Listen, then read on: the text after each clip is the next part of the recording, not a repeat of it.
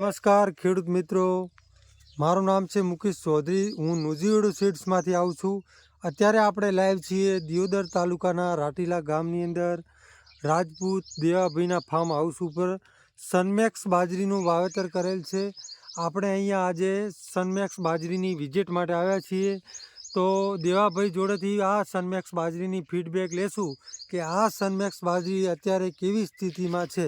તો નમસ્કાર દેવાભાઈ. નમસ્કાર. આપણું ગામ કયું? હા સાહેબ નમસ્કાર. મારું ગામ દિયોદર તાલુકાનું ગામ રોટીલા. મારું નામ રાજપૂત દેવજીભાઈ અગ્રાભાઈ ડાભી. બરાબર. તો આ કઈ બાજરી વાવી છે દેવજીભાઈ? સનમેક્સ વાવી છે. હા. તો આ બાજરીમાં જે આપણે બીજી કંપનીની તમારા ખેતરમાં લગાવેલી છે એ બાજરી કરતા આ બાજરી અત્યારે કેવી છે ને શું આમાં સારું છે જણાવશો? હા સાહેબ, આમાં બે હારથી લગાવેલ છે આ બે, પણ આની હાઈટ અત્યારે 7.5 ફૂટ છે, ઓલી હાઈટ 5 ફૂટ જ નથી. બરાબર. તો આની હાઈટ તો એક તો બહુ વધારે છે, એટલે 7.5 ફૂટ હાઈટ છે. હા. અને પછી વાવાઝોડો હમણાં પ્રમદાડ આવ્યો તો આથી પડીને બીજી આડી છે, પણ આ એક ગતિ આડી છે. બરાબર. અહીંયા બહુ પવન ફૂંક આવ્યું છે છતાં આ સનમેક્સ બાજરી હજુ સુધી પડી નથી. 8 કલાક ફોર આખો તો અહીંથી નમતી. બરાબર. બહુ વધારે પાણી આપો છો છતાં પણ આ બાજરી કોઈ પડતી નથી.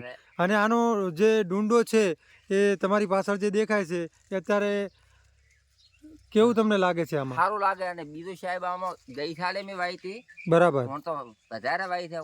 રોટલો આનો એકદમ થાય છે મીઠો અને ધોળો.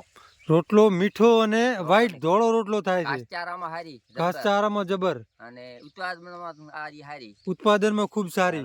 તો બીજા ખેડૂત મિત્રોને તમે જાણ કરશો કે આ સનમેક્સ બાજરી વાવો એમ? હા, ઘણા જણા અમારા ગામમાં વાવી છે. બરાબર. તો ખેડૂત મિત્રો, આ સનમેક્સ બાજરી તમે જોઈ રહ્યા છો. ખેડૂત મિત્રોએ તમને માહિતી આપી છે આ બાજરીની કે અત્યારે બાજુમાં ઊભી તો હાઈટ એની તો બરાબર. આની તમે